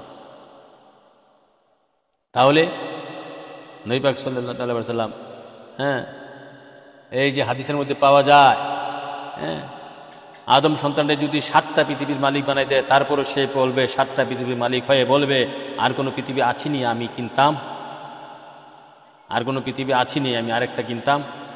মানুষের লোভ এমন জিনিস। এই পৃথিবীটাকে সৃষ্টি করে আল্লাহ পাক এই দুনিয়ার দিকে তাকায় নাই একবারও। হ্যাঁ, বেহেশতের একটা চাবুকের পরিমাণ মর্যাদা যদি সারা পৃথিবীর থাকতো, তাহলে, হ্যাঁ, কোনো কাফেরকে আল্লাহ পানি দিতেন না, এক ডুব পানি দিতেন। এই পৃথিবীটার যদি কোনো মূল্য থাকতো, এটা তো হচ্ছে এমন, কেমন, এটা হচ্ছে যে একটা মরা সাপ, মরা গরু ছাগলের কোনো দাম আসেনি, এটা পয়সা বললে মিশা যায়। এই পৃথিবীটাও তেমন। নবীজি এরকম অনেক উপমা উদাহরণ দিয়েছে।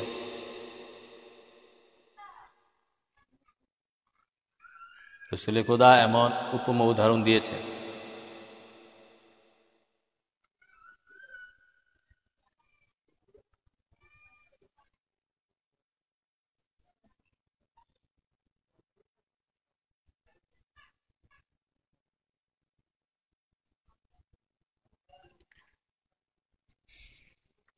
তাহলে এই যে নবী প্রেমের অন্যতম শ্রেষ্ঠ শর্ত হচ্ছে জুহুদ হওয়া, দুনিয়াতে গিয়ে হওয়া, দুনিয়ার লোভ লালসা, দুনিয়ার মধ্যে বসবাস করবেন।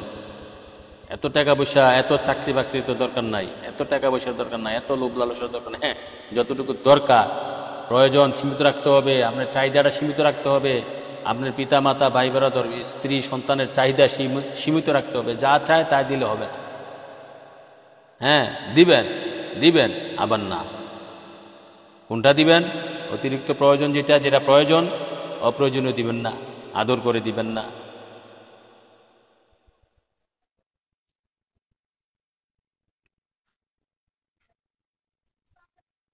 কথা বুঝে আসছে?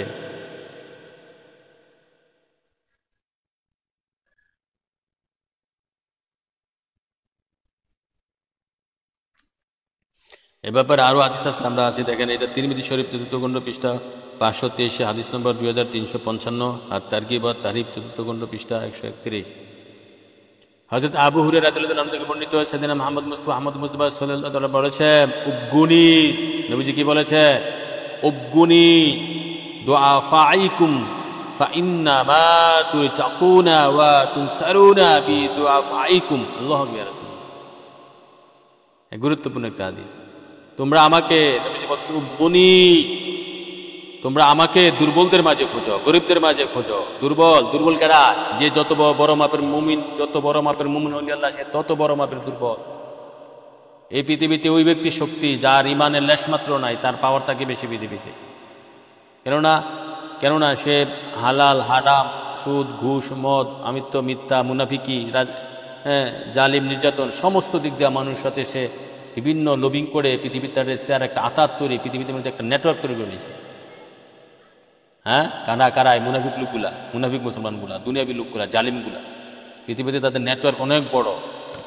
তারা কেন নেটওয়ার্ক? তারা পৃথিবীতে যাতে তারা কেউ ক্ষতি না করতে পারে, তারা অথচ মানুষের ক্ষতি করে। এই যে যত বড় ইমানদার, এই দুনিয়ার লোকের সাথে তার সম্পর্ক কম।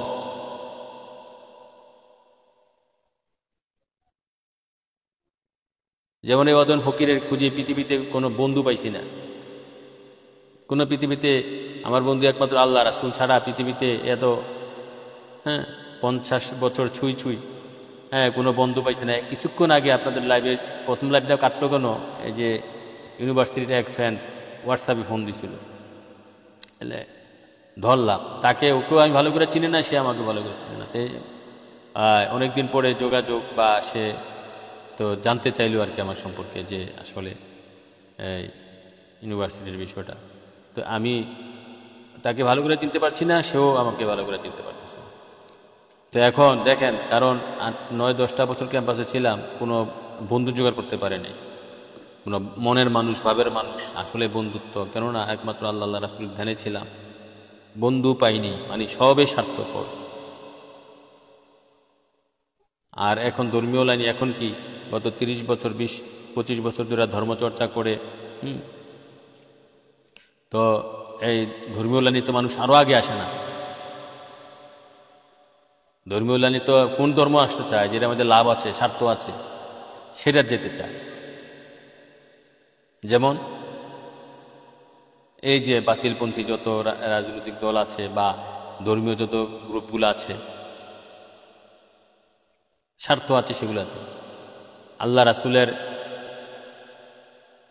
পাওয়ার ক্ষেত্রে কোনো স্বার্থ নাই, স্বার্থ একটাই, প্রেম ভালোবাসা। তাকে পাওয়ার স্বার্থ, তাকে দেখার স্বার্থ, তাকে হাসিল করা, অর্জন করার স্বার্থ। হ্যাঁ, অতএব যেটা বলছিলাম, কোনো বন্ধু জোগাড় করতে পারি নাই বা হয় নাই, এবং বাকি জীবনে ভবিষ্যৎ জীবন হবে কিনাও জানি না, না হওয়ার সম্ভাবনাই বেশি।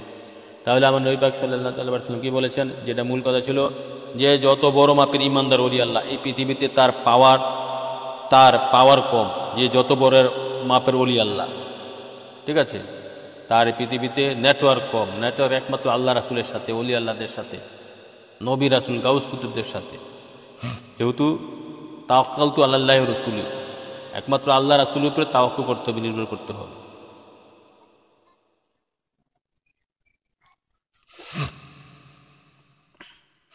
একমাত্র আল্লাহ রাসূলের সাথে তাওয়াক্কুল করতে হবে, নির্ভর করতে হবে। এই জন্য, আর যে যত বড় মাপের মুনাফিক জালিম, তার পৃথিবীতে নেটওয়ার্ক বেশি। এই জন্য আমি যেটা বলতে চাচ্ছি, ইমানদাররা হচ্ছে যারা খাঁটি হাস্তি মুমিন, তারাই হচ্ছে পৃথিবীতে সবচেয়ে দুর্বল। টাকা পয়সা ধন দৌলত না থাকলেও দুর্বল হয় না, যারা সত্যিকারের ইমানদার তারাই দুর্বল। তাদের সাথে তারা এই পৃথিবীতে কারোর সাথে তাদের একটা মিল মহব্বত হয় না, ইমানদার ব্যতীত। হ্যাঁ, ইমানদারও ইমানদার, গুনাহগার ইমানদার। বেশিরভাগই আপনি দেখবেন লক্ষ লক্ষ ইমানদার হচ্ছে গুনাহগার।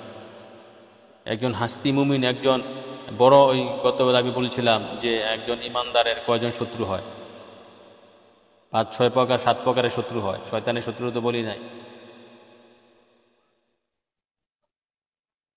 তো যারা গুনাহগার ইমানদার, তারা একজন বড় ইমানদারকে টেনে পিছনে, তার পাও দুটা নিচের দিকে টানে, যাতে সে উপরে না যেতে পারে। এটা হচ্ছে গুনাহগার ইমানদারদের একটা কাজ। যারা জ্ঞানী গুণী তারা আবার না, সবাই না, যারা ওই মাপের পেটার নফস নিয়ে ইমানদার হয়েছে।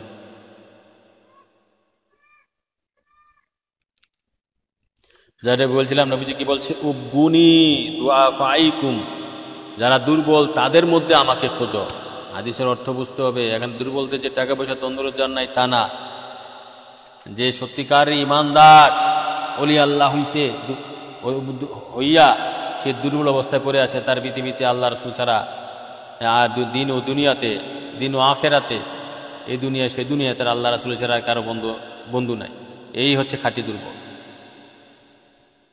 উবগুনি ফি দুআফাইকুম ফাইন্নামা তুরজাকুনা ওয়া তুনসারুনা, কেননা তাদের উসিলায় তোমাদেরকে রিজিক দেওয়া হয় এবং তাদের উসিলায় তোমাদেরকে সাহায্য করা হয়। আল্লাহু আকবার।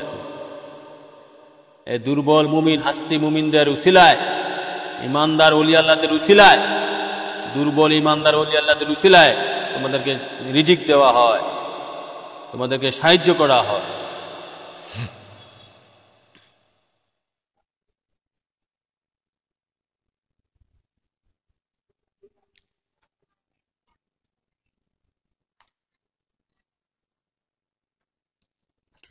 যাই হোক, আমরা এটা মনে রাখবেন, এটা অত্যন্ত গুরুত্বপূর্ণ একটা জিনিস, যে গুরুত্বপূর্ণ একটা শর্ত, নবী প্রেমের দ্বাদশ শর্ত, মানে 12তম শর্ত হচ্ছে জুহুদ বিত্তহীনের দরবেশি বেশ পরিগ্রহকরা, মানে দুনিয়া ত্যাগী হওয়া, লোভী নয়, ত্যাগী, দুনিয়া ত্যাগী হওয়া নবী প্রেমের অন্যতম শ্রেষ্ঠ শর্ত এটা। তা আমরা এটা সংক্ষেপে আলোচনা করলাম এখানে।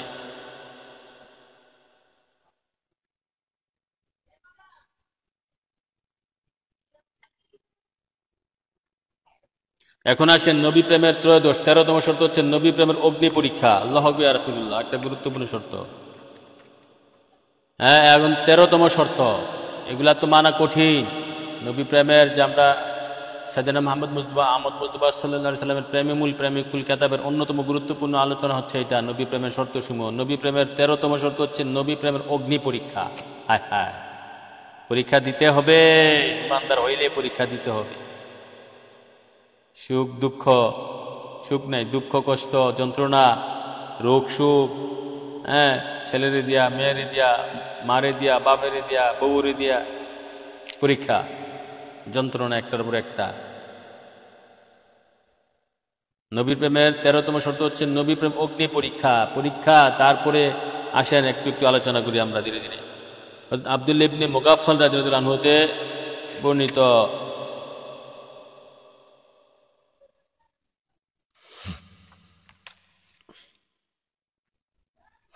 নবী প্রেমের ত্রয়োদশ মানে আব্দুল্লাহ ইবনে মুগাফফাল রাদিয়াল্লাহু আনহু বলেন, এক ব্যক্তি হুজুর পাক নবীজি আল্লাহর দুস্ত হাবিব আশুক আব্দু নূরে খোদা নূরে মুজাসসাম আকায়ে মাওলা তাজের মদিনা সাইয়েদনা মুহাম্মদ মুস্তাফা আহমদ মুস্তাফা সাল্লাল্লাহু তাআলা আলাইহি সাল্লামের নিকট আরজ করলেন, আমি আপনাকে অত্যন্ত ভালোবাসি। হুজুর পাক নবীজি বললেন, তুমি কি বলছো ভেবে দেখো।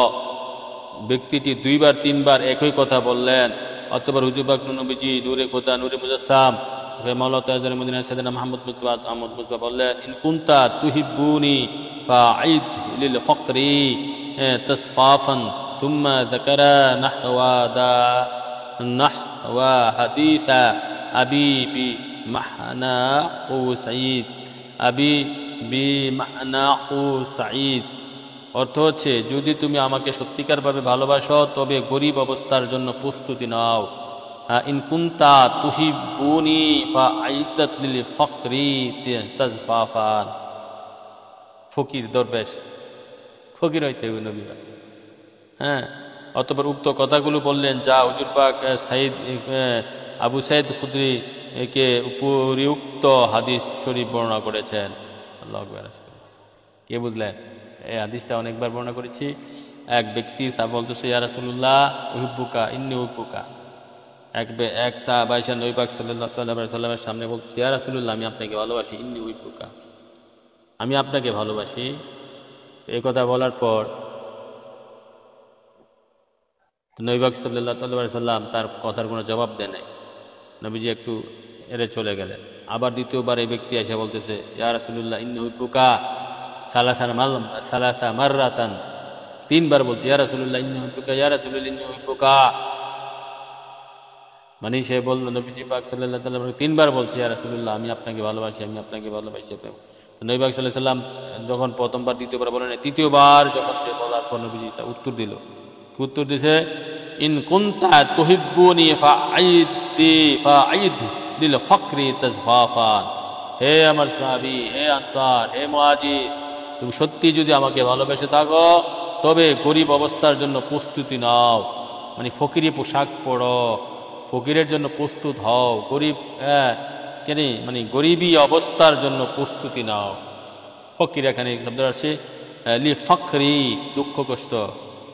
অতঃপর তারপরে কেন এরপরে হাদিসে বলতেছে নবী পাক সাল্লাল্লাহু আলাইহি সাল্লাম যে তোমার দিকে দুঃখ কষ্ট বন্যার স্রোতের ন্যায় ধাবিত হচ্ছে। অন্য রেওয়াতে সেই বাকি অংশটুকু আছে। যদি এরকম একটা হাদিস প্রায় আমরা এখানে আলোচনা করেছিলাম।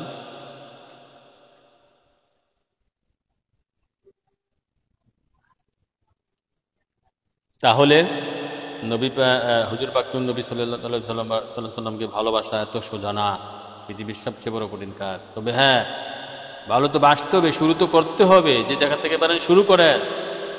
যে কঠিন বলেই যে পিছিয়ে চলে যাবেন তা না, একটু একটু করে সামনে যেতে হয়, একটু একটু করে সামনে যেতে হয়। একটু একটু করে সামনে যেতে হয়।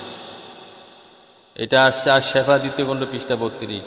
হুজুর পাক নবীজিকে যারা জান ও মালের চেয়ে বেশি সত্যিকার ভালোবাসে, এই ভালোবাসা অগ্নি পরীক্ষা দিতে হয়। শুধু মুখে মুখে বললে হয়ে যায় না, সনদ পাওয়া যায় না। এই বিষয়ে কোরআনে পাকে প্রায় ডজন খানেক আয়াত এসেছে, যেমন আসিবান নাসু আইয়াতরিকু আইয়াকুলু আমান্না ওয়া হুম লা ইফতানুন। আমার আল্লাহ পাকে এটা খোলাসা করে দিয়েছেন কোরআনে পাকে, আইসাবুন নাসু আইয়াতরাকু আইয়াকুলু আমান্না ওয়া হুম লা ইফতানুন। মানুষ কি মনে করে যে আমরা ঈমান এনেছি এই কথা বললেই তাদেরকে পরীক্ষা না করে ছেড়ে দেওয়া হবে? মানুষ কি মনে করে যে আমরা ঈমান এনেছি এই কথা বললেই তাদেরকে পরীক্ষা না করে ছেড়ে দেওয়া হবে?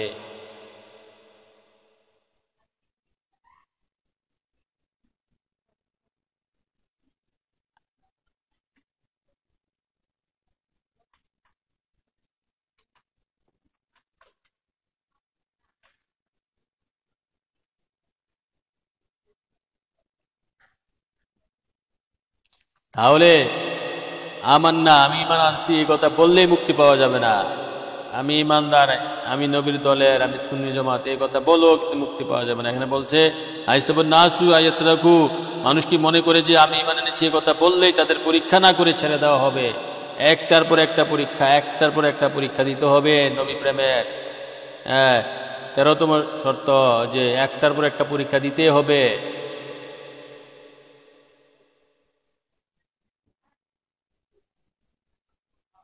এখানে ডাইরেক্ট করে বলছে আইসাবুন নাসু আইয়াতরুক আইয়াতরাকু আইয়াকুলু আমান্না ওয়া হুম লা ইফতানুন।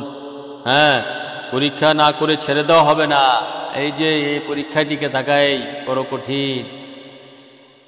পরীক্ষা না করে আল্লাহ কষ্ট না দিয়ে, দুঃখ না দিয়ে, পরীক্ষা না নিয়ে ইমানদার বলে আপনাকে ঘোষণা দিবে না। আল্লাহু আকবার ইয়া রাসূলুল্লাহ।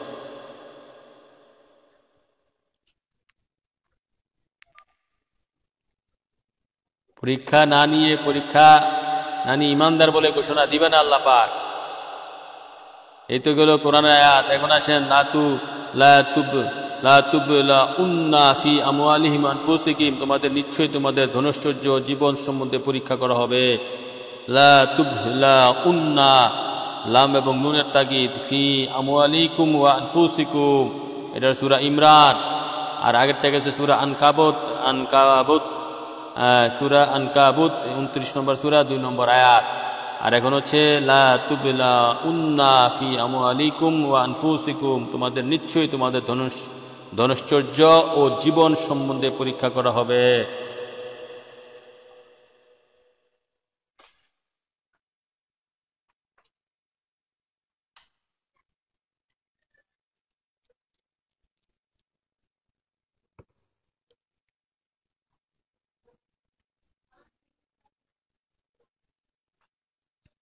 তোমাদের নিশ্চয়ই, আল্লাহ বলতেছে কোরআনে সূরা ইমরান 186 নম্বর আয়াতে, তোমাদেরকে নিশ্চয়ই তোমাদের ধনৈশ্বর্য ও জীবন সম্বন্ধে পরীক্ষা করা হবে।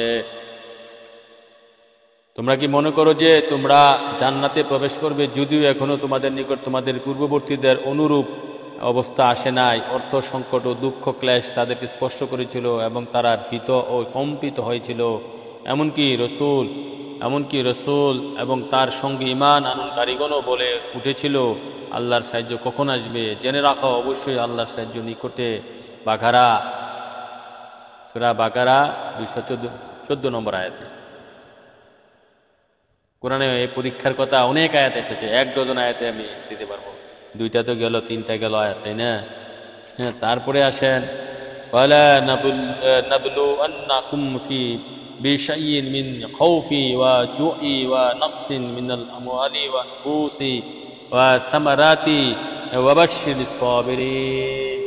আল্লাহু আকবার। রাসূল কি বলতেছে? ওয়ালা নাবলুওয়ান্নাকুম, নিশ্চয়ই আমি তোমাদের পরীক্ষা নিব, বিশাইইন মিন খাউফি, কিছু ভয় দিয়ে, ওয়া জুই, নাকসিন, কিছু ক্ষুধা দিয়ে, এবং ধন সম্পদ ও জীবন ও ফল ফসলের ক্ষয়ক্ষতি দ্বারা অবশ্যই পরীক্ষা করব। কি ভয় দিয়া পরীক্ষা করবে, ক্ষুধা দিয়া পরীক্ষা করবে, ধন সম্পদ, জীবন ও ফল ফসলের ক্ষয়ক্ষতি দ্বারা অবশ্যই পরীক্ষা করব, এবং রোগ শোক দিয়ে। হাদিস শরীফে আসছে আল বালাউ মুআক্কিলুন বি আমবিয়া ওয়া আউলিয়া সুম্মা আমসালু। বালা মুসিবত নবী রসুলদের অলি গাউস কুতুবদের নিত্য দিনের সঙ্গী। বালা মুসিবত নবী রসুলদের অলি গাউস কুতুবদের নিত্য দিনের সঙ্গী। এবং এই অলি গাউস কুতুবদেরকে যারা অনুসরণ করে তাদেরও বালা মুসিবত নিত্য দিনের সঙ্গী। কে বুঝলেন? তাহলে আল্লাহ বলছেন আমি তোমাদেরকে কিছু ভয়, ওয়ালা নাবলুওয়ান্নাকুম বিশাইইন মিন খাউফি, আমি তোমাদেরকে অবশ্যই পরীক্ষা করব কিছু ভয়, কিছু ক্ষুধা, মিন খাউফি কিছু ভয়, ওয়া জুই ক্ষুধা, ওয়া নাকসিন মিনাল আমওয়ালি ওয়া আনফুসি মিন সামারাতি, হ্যাঁ তোমাদের ধন সম্পদ, জীবন ও ফল ফসলের ক্ষয়ক্ষতি দ্বারা অবশ্যই আমি পরীক্ষা করব। হ্যাঁ, এই পরীক্ষা দিতে কেউ রাজি আছে? ইমানের পরীক্ষা, প্রেমের পরীক্ষা, আল্লাহ রাসূলের দরবারে এই পৃথিবীতে থেকে জানে না পরীক্ষা কি দিবে। জানতে হবে, নবী প্রেমের অন্যতম শর্ত জানতে হবে, মানতে হবে।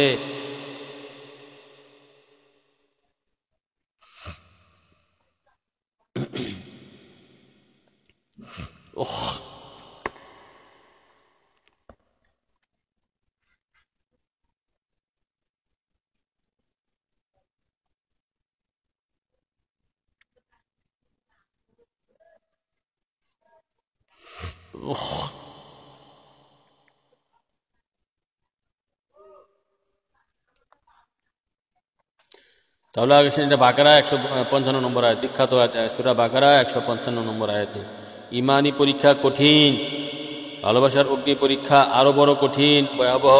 সত্যিকারের প্রেমিক মাত্রই তা বুঝতে পারে।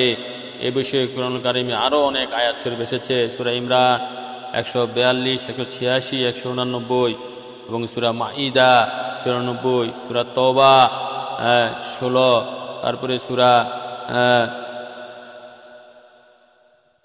মুহাম্মদ সাল্লাল্লাহু আলাইহি ওয়াসাল্লাম 47 নম্বর সূরা 31 নম্বর আয়াতে।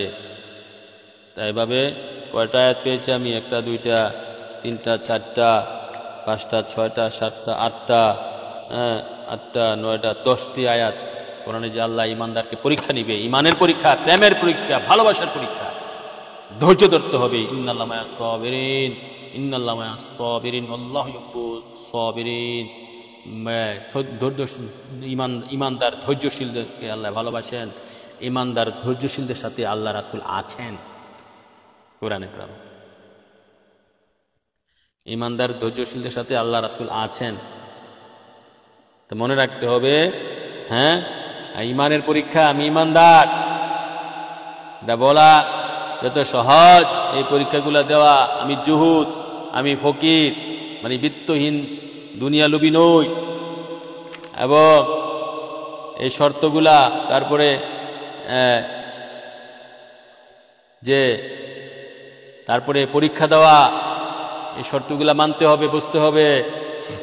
নবী প্রেমের চতুর্দশ মানে 14তম শর্ত, হুজুর পাক নবীজিকে যে কোনো দোষত্রুটির ঊর্ধ্বে জ্ঞান করা। নবী প্রেমের চতুর্দশ শর্ত হচ্ছে হুজুর পাক নবীকে যে কোনো দোষত্রুটির ঊর্ধ্বে জ্ঞান করা। এটা সর্বশেষ শর্ত বলা যায়, যদিও আমরা সেটা অন্যভাবে আলোচনা করেছি। নবীর সম্মান প্রশংসা, ঠিক আছে, নবীর প্রশংসা সম্মান আমরা ওখানে আলোচনা করেছি। তো এখানে সর্বশেষ শর্ত হচ্ছে, নবী প্রেমের চতুর্দশ শর্ত হচ্ছে হুজুর পাক নবীজিকে যে কোনো দোষত্রুটির ঊর্ধ্বে জ্ঞান করা। নবী প্রেমের গুরুত্বপূর্ণ বড় বড় নিদর্শন হচ্ছে, প্রেমিকের অন্তরে গভীর এ ধারণা রাখতে হবে যে আল্লাহর মুস্তাহাবিক মাসুক আব্দুহু নূরে খোদা নূরে মুজাসসাম, আল্লাহর নাম রাখতে হল আল্লাহর একক পরিচয় দাতা, ইমানের মূল, মুমিনের জান, আকায়ে মাওলা তাজের মদিনা সাইয়েদনা মুহাম্মদ মুস্তাফা আহমদ মুস্তাফা সাল্লাল্লাহু আলাইহি ওয়াসাল্লাম যে কোনো ধরনের দুষ্ত্রুটি ও অপূর্ণতা থেকে পাক ও পবিত্র। নবী প্রেমের দাবি এও যে প্রকাশ্য সমুদয় মর্যাদা ও পূর্ণতা হুজুর পাক নবীজির মাঝে একত্রীভূত হওয়ার বিষয়ে মনে প্রাণে দৃঢ় বিশ্বাস রাখা। তাছাড়া হুজুর পাক নবীজিকে সমগ্র সৃষ্টি জগৎ থেকে ইলম, ধৈর্য, চরিত্র এবং সমস্ত গুণাবলী ও পূর্ণতার দিক থেকে পরম ও চরম জ্ঞান করা। জাহিরি জিন্দেগিতে হুজুর পাক নবীজির যেমন দান, অবদান, দয়া, অনুগ্রহ, উদারতা দিয়ে বিশ্বময় সলাপ করেছেন, বর্তমানে হুজুর পাক নবীকে সেরূপ মনে করা। হুজুর পাক নবীজি সাইয়েদনা মুহাম্মদ মুস্তাফা আহমদ মুস্তফা সাল্লাল্লাহু আলাইহি সাল্লামকে যে কোনো ধরনের দুষ্ত্রুটি ঊর্ধ্বে জ্ঞান করাও ইমানের অঙ্গ, নচেত প্রেমের দাবি সত্য হবে না। আজীবন জ্ঞান বুদ্ধির ঝটগুলো খুলতে খুলতে হবে না বিশ্বাস, প্রতিটা পদক্ষেপে তার জ্ঞান তাকে করবে তিরস্কার, যা প্রেম ভালোবাসা জগতে একেবারে অনভিপ্রেত। এশকে রসুল, ডক্টর তাহিরুল কাদরি, পৃষ্ঠা 83 থেকে 98। শরীয়ত ও তরিকতের ভাষা এভাবে বলা যায় যে সমস্ত নবী রাসূলগণ মাসুম, আর আমার নবী পাক সাল্লাল্লাহু আলাইহি ওয়াসাল্লাম হচ্ছেন মাসুমের মাসুম, নিষ্পাপ বানানেওয়ালা। নবী হচ্ছে নবী রসুল বানানেওয়ালা, অলি গাউস কুতুব বানানেওয়ালা। যেমন সমস্ত নবী রাসূলগণ নূর নবীজির জবান মুবারককে মাসুম বলেছেন, নূর নবীজির জবান মুবারককে মাসুম বলেছেন, হয়ে গেছে। আমাদের হুজুর পাক ঈমান, আর সমস্ত নবী রসুলরা হচ্ছে মুমিন। আমাদের হুজুর পাক সত্য, মহাসত্য, আর সমস্ত নবী রাসূলগণ হচ্ছেন সত্যবাদী।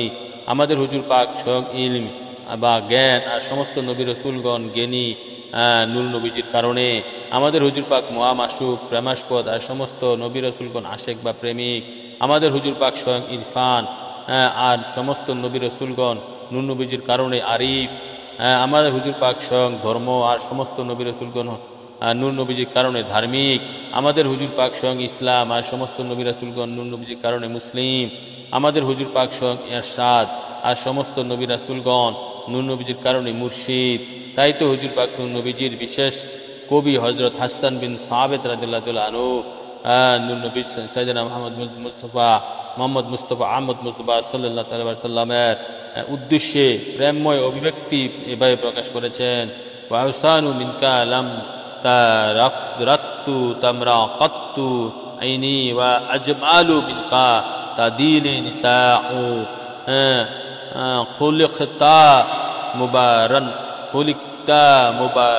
মিন কুল্লি আইবিন কাআন্নাকা কাদ খুলিকতা কামা তাশাউ। হে আমার প্রিয় নবী, সমগ্র বিশ্ব জগৎ আপনার মতো সুন্দর, সমগ্র বিশ্ব জগতে আপনার মতো সুন্দর আমার দুই নয়ন চোখ কখনো দেখেনি। এমন হয় কিভাবে আপনার মতো মহাসুন্দর তো কোনো মা প্রসবই করেনি। হে প্রিয় নবী আমার, যে কোনো দুষ্ত্রুটি থেকে পাকসাপ করে আপনাকে পয়দা করা হয়েছে। মনে হয় যেন আপনার স্রষ্টা আপনাকে আপনার মনের মতো করে পয়দা করেছেন। আল্লাহু আকবার। হ্যাঁ,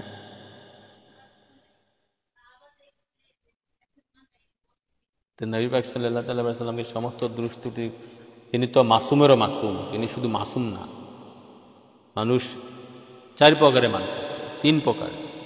গুনার উপর ভিত্তি করে মানুষকে গুনার উপর ভিত্তি করে মানুষকে 3 ভাগে ভাগ করা যায়।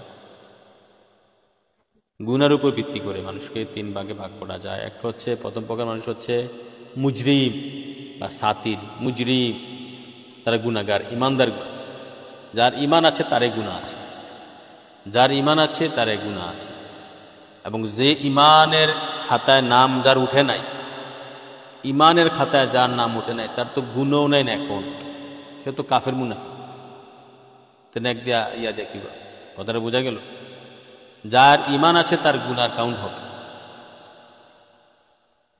যার ইমান নাই সে তো বেঈমান কাফের মুনাফিক। তার কিসের গুনাহ টুনা? সে তো সবই তার নাপাক, তার কর্ম নাপাক, তার দেহ নাপাক, তার হাত পা চক্ষু কোনো নাসিকা সবে নাপাক। সে তো সে বেঈমান কাফের। ইমানদারের কাতারে যারা নাম উঠছে তারা হচ্ছে মুজরিম, মানে প্রথম ক্লাস ইমানদার হচ্ছে মুজরিম বা সাতির, গুনাহগার মুমিন। তাদের ইমানও আছে, গুনাহও আছে। যাদের ইমান আছে তাদের গুনাহ কাউন্ট হবে। একটা বিষয়, সূক্ষ্ম বিষয়, যাদের ইমান আছে তাদের গুনাহ কাউন্ট। যারা ইমানদারের খাতায় যাদের নাম উঠছে তারা ইমানদার নয়। যাদের কালবে যাররা পরিমাণ ইমানও নাই, নবীর প্রতি প্রেম ভালোবাসা নাই, তারা তো কাফের মুনাফিক। তাদের আবার নেক সব কি? তাদের কাফের মুনাফিক খাতা নাম উঠতে রয়েছে। তো কথা বোঝা গেল, মানে গুনাহ নেক প্রতি কাউন্টটা শুধু ইমানদারের। তো যারা প্রথম প্রকারে ইমানদার, মানে গুনাহগার মুমিন, গুনাহ আছে ইমানও আছে, এ হচ্ছে এক প্রকার।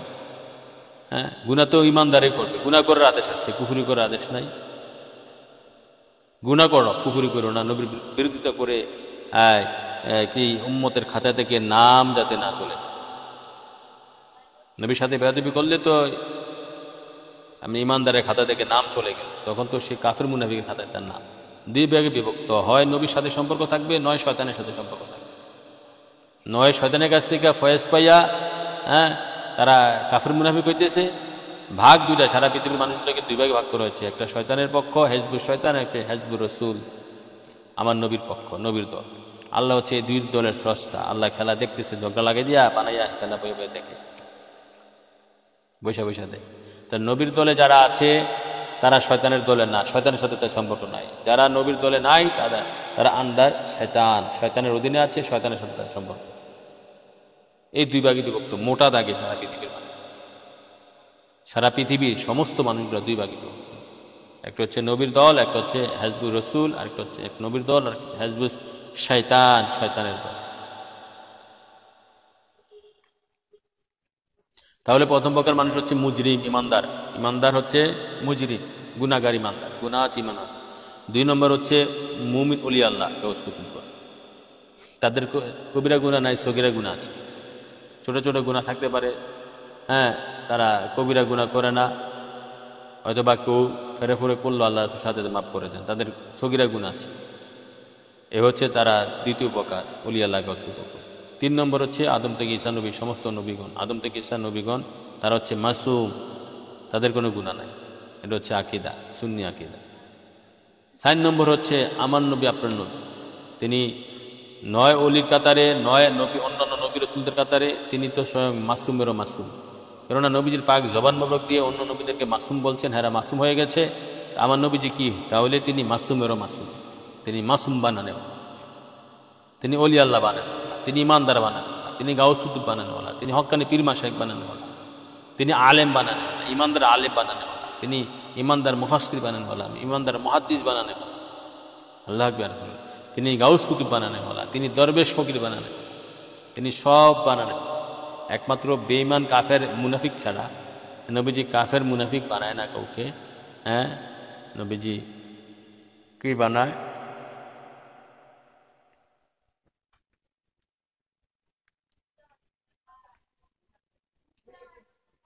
তাহলে আলোচনা থেকে আজকে যে 5-6টা নবীর শর্তগুলা দেওয়ার চেষ্টা করেছি, নবীর প্রেমের শর্ত, এরা 3 খণ্ডে আলোচনা করা হয়ে গেছে।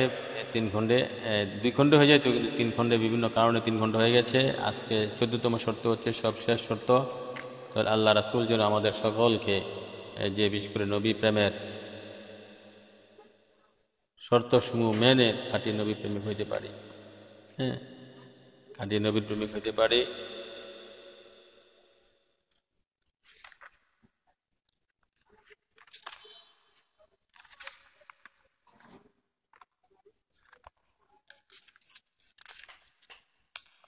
আমরা লাইভে এখানে পারছি না।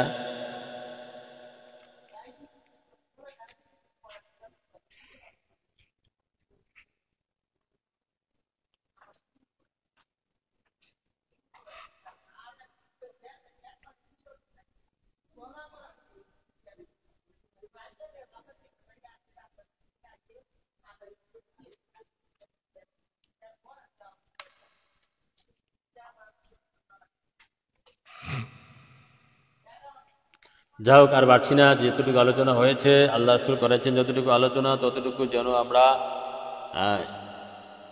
জানতে পারি, বুঝতে পারি এবং সঠিকভাবে পালন করতে পারি, মানতে পারি, বুঝে শুনে পালন করতে পারি। আল্লাহ রাসূল সেই তৌফিক যাতে আমাদের দান করে। এখানে আমি আমার সংক্ষিপ্ত আলোচনা এখানে শেষ করছি। আমা আলাইনা ইল্লাল বালাগ। আসসালামু আলাইকুম ওয়া রাহমাতুল্লাহ।